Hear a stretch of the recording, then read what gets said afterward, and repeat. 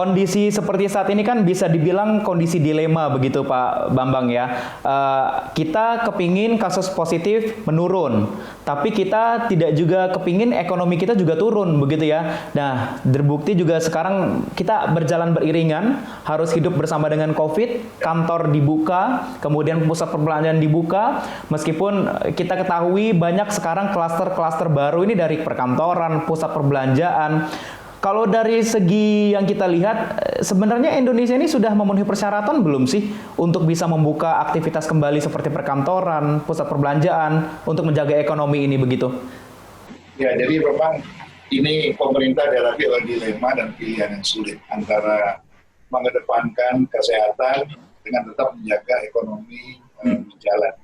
Sehingga kita tidak punya pilihan lain kecuali menjalankan keduanya.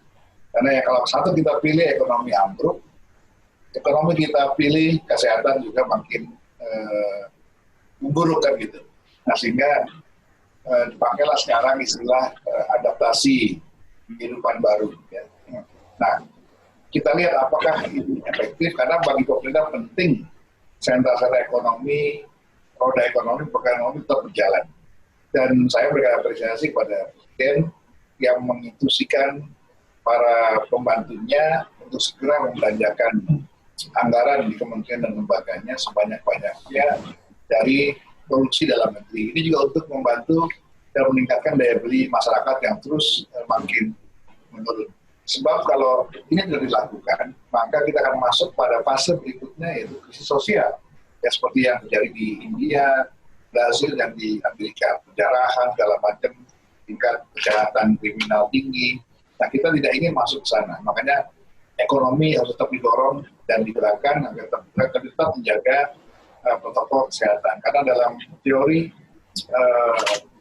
wabah atau pandemi, setidaknya kita mau tidak mau akan melewati 4 fase. Yang pertama, krisis kesehatan yang sedang kita alami. Lalu krisis ekonomi yang sedang kita hadapi juga sekarang ini. Nah, kalau ini kita tidak bisa atasi, maka kita masuk ke krisis sosial. Ya. Seperti yang terjadi di Amerika, penjarahan dan segala macam, demo-demo tiap hari. Nah, kalau ini gagal diatasi akan masuk ke krisis politik. Ini bisa terjadi dengan kekuasaan dan pergantian kekuasaan. Ini yang juga sedang terjadi, hampir terjadi di Amerika dan beberapa negara. Nah, kita tidak ingin masuk ke sini.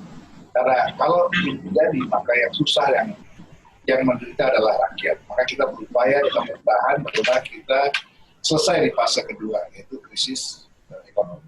Ya, baik Pak Bangsup. Kemudian bagaimana pendapat dari Pak Bambang Susatyo tersendiri terkait dengan komunikasi pemerintah begitu ya dengan warganya saat ini bagaimana? Karena saya sempat membaca cuitan Pak Bambang juga terkait dengan pemerintah yang mengumumkan perkembangan kasus COVID di tanah air ini melalui media televisi. Itu tidak hanya melalui situ saja. Ya, artinya gini. Informasi kepada masyarakat tidak boleh ditutup. Ya. Masyarakat harus tahu kondisi yang sebenarnya, sehingga masyarakat bisa melakukan langkah-langkah yang seharusnya dilakukan. Jadi tidak semua masyarakat melek media sosial, melek situs-situs yang disediakan oleh pemerintah, yang rakyat mudah melihat adalah informasi di televisi, di radio, dan seterusnya. Jadi penting bagi kita informasi kepada masyarakat tidak dikurangi atau tidak diberikan masyarakat penjelasan yang sebenar-benarnya. Bukan dalam pengertian untuk nakut-nakuti. Transparan begitu dalam ya, baik. Karena tidak semua di wilayah pelosok ada memiliki cangkupan internet begitu ya. Jadi untuk di televisi tidak semuanya melek teknologi. Saya aja agak gaptek-gaptek. Berbicara mengenai teknologi, tantangan terbesar kita di dunia maya saat ini adalah hoax, Pak Bambang. Kondisi saat ini adalah yang paling berbahaya seperti itu. Kita berselancar di dunia maya, kemudian banyak yang kita akses, otomatis banyak sekali portal-portal yang mungkin tidak bisa dijamin kebenarannya begitu. Apa yang harus kita lakukan dalam kondisi seperti ini? Ya, sebetulnya dari diri kita sendiri kita harus bisa melihat apakah pemberitaan ini atau berita yang kita baca ini benar adanya atau tidak. Karena kita harus cek paling tidak ke beberapa sumber media yang mainstream yang kita kenal dia lebih akurat, ya, sehingga tidak bisa suatu informasi kita telan secara bulat-bulat. Memang dengan kemajuan teknologi ini banyak kemudahan yang bisa kita peroleh, namun ancamannya juga luar biasa, yaitu arus informasi yang tidak bisa kita bendung, ya, antara benar dan tidak benar, sehingga itu yang dibilang hoax itu. Kadang-kadang ada joke yang seringkali dilontarkan di kalangan elit politik. Karena kita seringkali termakan dengan berita-berita yang mengarah pada fitnah, sehingga terjadi adu domba, ribut satu kelompok dan kelompok lainnya karena pemberitaan yang dalam tanda petik benar, tapi sudah ribut. Nah inilah dikampain kalau untuk menghancurkan Indonesia gampang, kirim aja fitnah, nggak usah kirim kawal perang. Ya, jadi fitnah itulah yang harus kita jaga, jangan sampai itu menjadi makanan kita sehari-hari yang bisa merusak kepercayaan kita, tidak saja kepada lingkungan kita, tapi juga kepada pemerintah.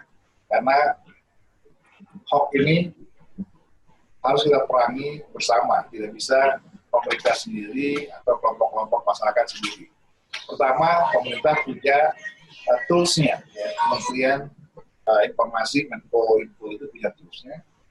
Harus ada patroli cyber, itu dilakukan oleh pihak kepolisian maupun TNI, itu ada patroli cyber dengan tugasnya masing-masing. Nah, ini harus lebih sering dilakukan, sehingga begitu ada konten-konten atau situs-situs yang menyebarkan hoax langsung di gap, itulah kalau cara harus ada kerja bersama untuk memerangi ancaman ini.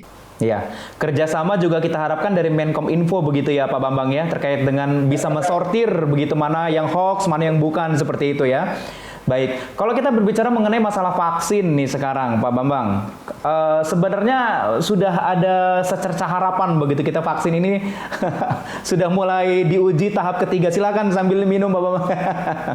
Ketika sudah mulai diuji, meskipun kita kondisi seperti saat ini harus menunggu begitu sampai dengan akhir tahun begitu Pak Bambang. Tapi yang menjadi bayang-bayang kita kondisi saat ini adalah ketakutan kita dengan kondisi resesi begitu. Yang dikhawatirkan seperti dengan negara-negara tetangga yang sudah mengalami resesi begitu. Sebenarnya apa yang harus kita persiapkan begitu ataupun pemerintah lakukan untuk menghadapi kondisi seperti ini? Ya, memang kita berkejaran dengan waktu, tapi tekanan ekonomi ini tidak hanya terjadi ke Indonesia, tapi ke hampir seluruh negara, terutama negara-negara yang hidupnya berdasarkan jasa dan pergerakan orang. Seperti Singapura, ini adalah satu contoh negara yang paling terdampak. Dia yang mengalami resesi terlebih dahulu karena memang negaranya sangat tergantung pada turis atau pendatang dan kemudian bisnis jasa. Karena Indonesia saya tetap optimis karena kita memiliki sumber daya alam yang luar biasa, sektor pertanian kita masih bagus, baik. Kemudian nelayan kita, sektor perikanan kita juga masih bagus. Sehingga untuk mengarah kepada negara gagal atau mengarah kepada resesi yang membuat masyarakat kita kelaparan jauh sekali, karena dari data dunia Indonesia termasuk dari salah satu dari 5 negara yang teraman dari serangan krisis pangan.